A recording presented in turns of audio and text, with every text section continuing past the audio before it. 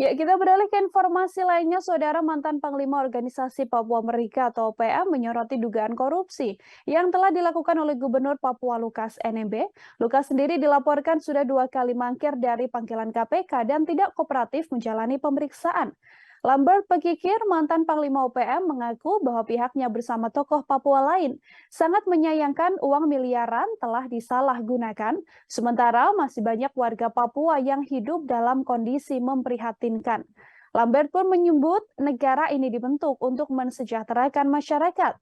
Tak hanya itu, ia merasa wilayah Papua saat ini sedang dipimpin oleh orang-orang yang kurang peduli pada kesejahteraan rakyatnya. Pemimpin yang dimaksudkan termasuk Gubernur Lukas NMB. Lambert juga mengaku sudah melihat cuplikan video yang viral di media sosial yang menunjukkan Gubernur Lukas NMB sedang berada di sebuah kasino judi.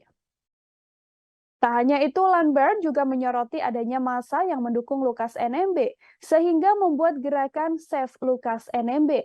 Orang-orang yang disebutnya OPM buatan ini diakui Lambert bisa menjadi dikendalikan oleh Gubernur Papua itu sendiri. Ia bahkan menyebut orang-orang yang mendukung Lukas NMB memang dibuat untuk melawan negara.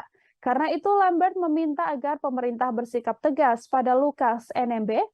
Lambert juga mengimbau Lukas NMB untuk patuh terhadap hukum terkait kasus yang dituduhkan kepadanya sebagai koruptor. Ia menambahkan selama ini Lukas NMB selalu berbicara dan pidato pada rakyat untuk menjadi warga negara yang baik, sehingga momen ini pas untuk Lukas NMB memberikan contoh pada warga. Tak hanya Lukas NMB, menurut Lambert, pejabat Papua lain juga harus diperiksa, mulai dari tingkat provinsi hingga distrik, bahkan sampai ke kepala kampung di seluruh Papua.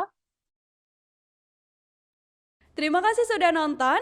Jangan lupa like, subscribe, dan share ya.